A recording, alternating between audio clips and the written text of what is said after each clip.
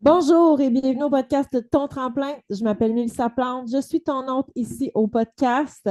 Et aujourd'hui, j'ai envie de te parler d'un livre que j'ai commencé à lire, ça fait quelques jours. Si tu es sur YouTube, tu le vois, c'est L'équation du miracle de Hal Elrod. Elrod, E-L-R-O-D. C'est l'auteur qui a écrit le Miracle Morning. Puis, je l'ai dans ma bibliothèque, ça fait quelques semaines parce que si tu me connais, tu sais que je suis une grande consommatrice de acheter des livres. Je consomme beaucoup de livres, mais j'en achète plus que ma capacité à en lire. Donc, ça fait quelques semaines que ce livre-là traîne dans mon armoire et je le lisais pas. Puis là, j'avais le goût d'un livre en français et celui-là, je l'ai acheté en français. Donc, je vais t'en parler un petit peu aujourd'hui. Et je ne savais pas comment aborder le sujet et la vie m'a envoyé hier la façon d'aborder le sujet de ce livre-là. Donc, si tu m'as suivi en 2024, tu sais que le MLM que je faisais, Body, a changé son modèle d'affaires et que j'ai dû faire un pivot en me disant, est-ce que je veux continuer dans le MLM? Est-ce que je veux arrêter?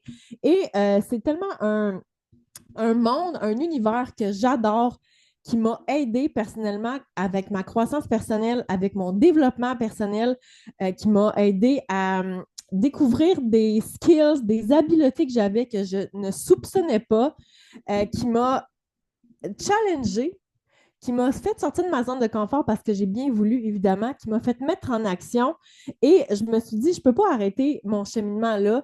J'ai envie de faire découvrir ça à d'autres femmes et j'ai pas vraiment joint un nouveau MLM parce que ça faisait 3 ans et demi que j'étais déjà dedans pour avoir les avantages, les rabais pour mon skincare et mon maquillage. Donc, j'ai juste fait un pivot vers une autre compagnie que j'adore, que j'utilise les produits, je viens de te dire, depuis 3 ans et demi.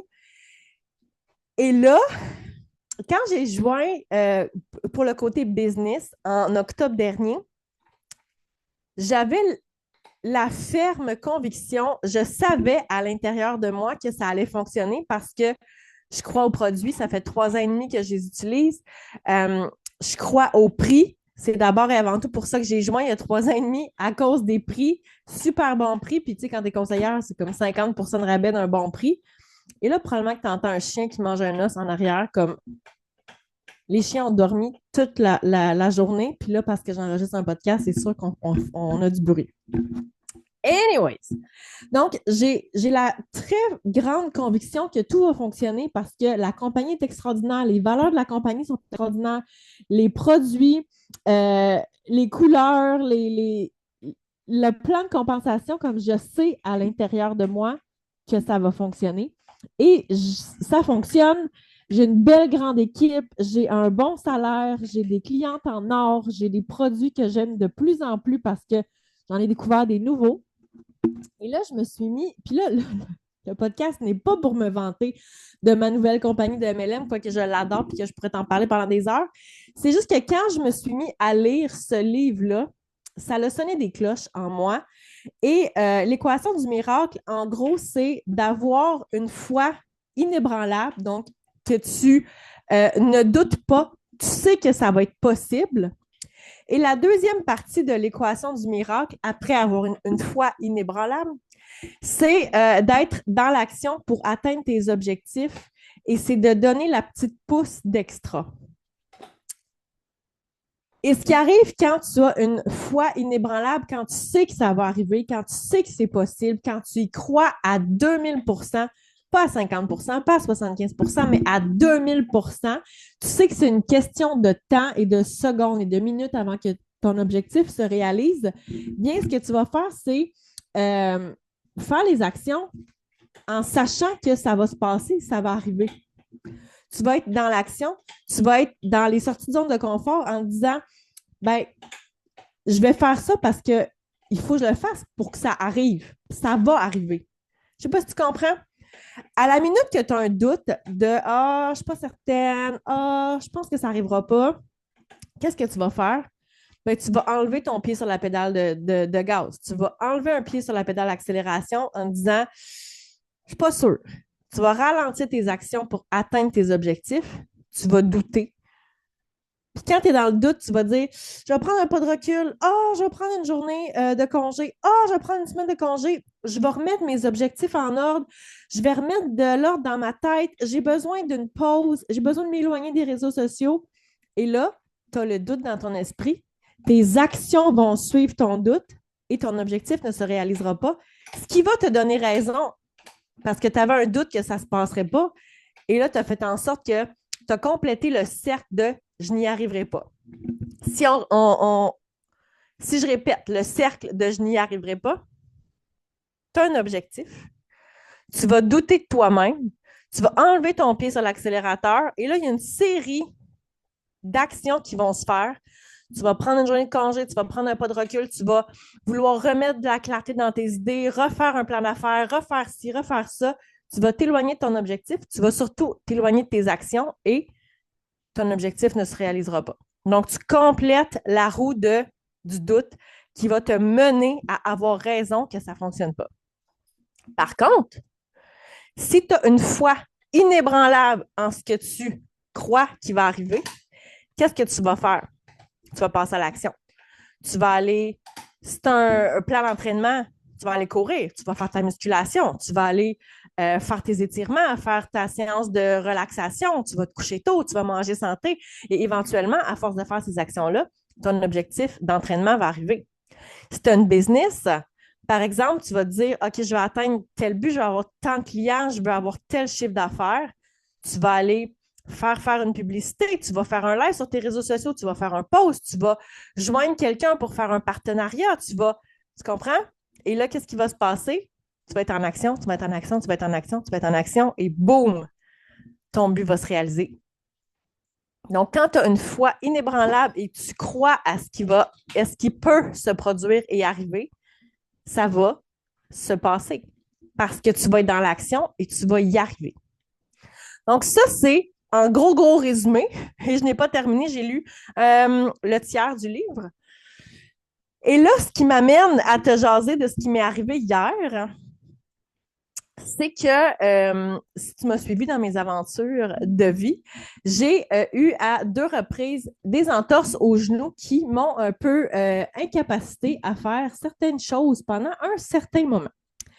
Et hier, c'était malheureusement ma 3e entorse au genou, la plus niaiseuse de la gang. Les accidents, c'est toujours niaiseux. Et là, les chiens, of course, 2 chiens, pareil comme des enfants. Il y en a une qui a un os, et là, évidemment, l'autre veut le même os, même s'il y en a 10 par terre. Laisse-moi une seconde.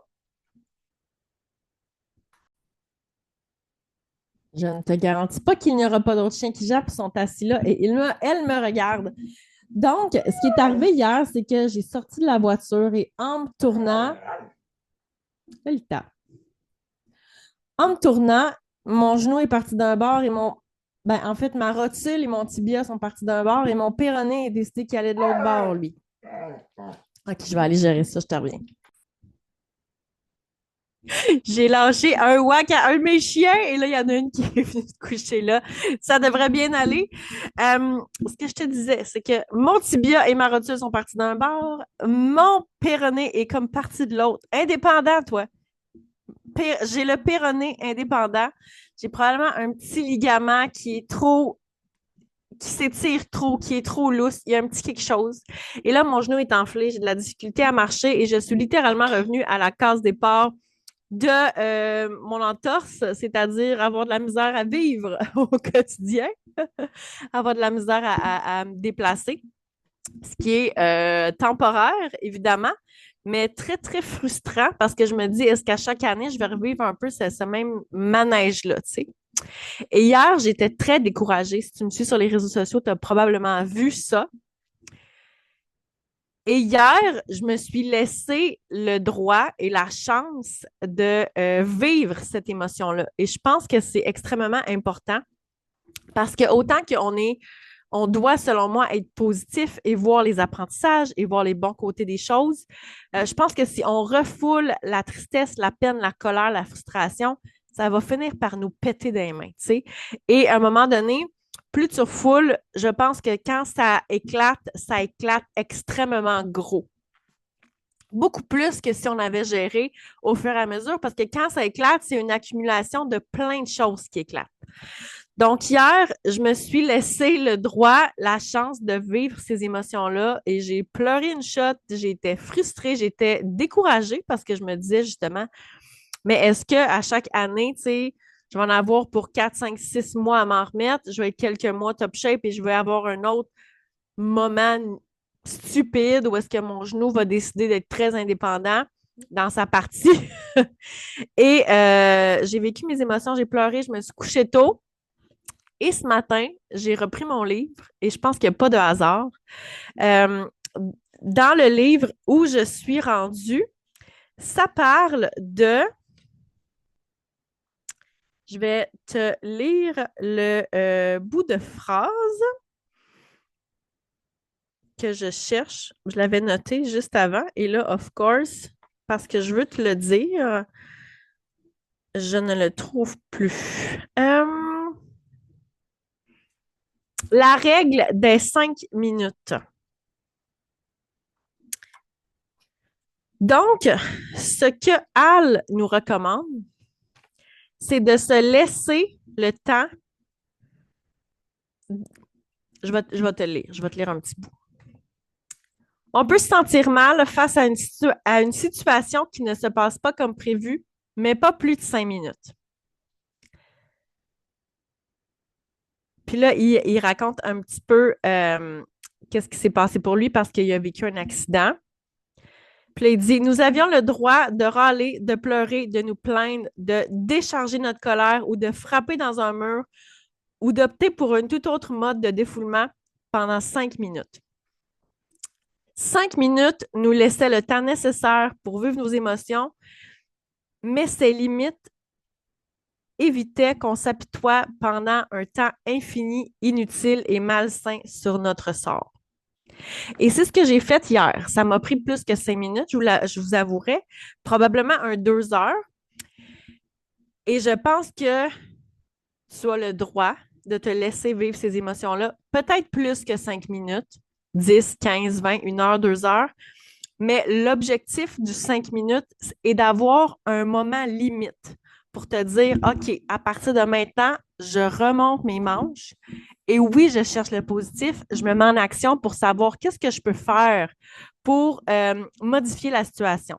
Comment je peux faire pour que ça tourne à mon avantage? Comment je peux faire pour me dire, OK, c'est quoi la prochaine étape? Comment je peux modifier la situation négative pour que finalement, ça se transforme en positif?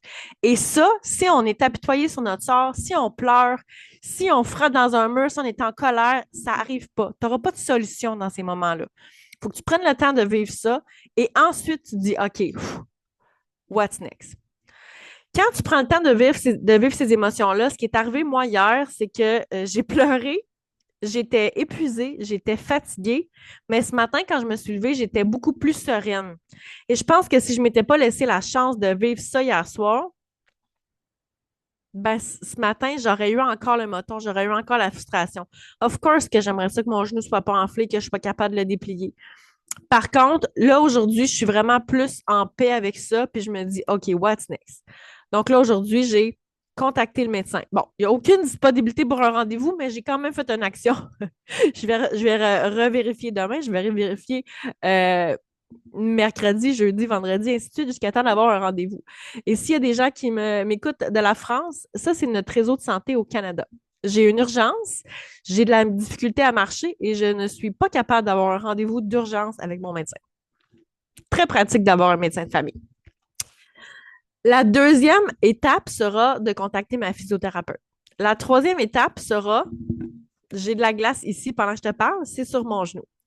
Donc, aujourd'hui, je suis beaucoup plus réfléchie, je suis beaucoup plus dans l'action, je suis beaucoup moins découragée que je l'étais hier, mais je me suis laissé la chance de vivre mes émotions. Je te recommande fortement le livre L'équation du miracle. Il est aussi disponible en anglais de Hal Elrod, H-A-L, espace L-R-O-D. C'est encore une fois l'auteur du livre Miracle Morning qui s'est vendu à des millions d'exemplaires.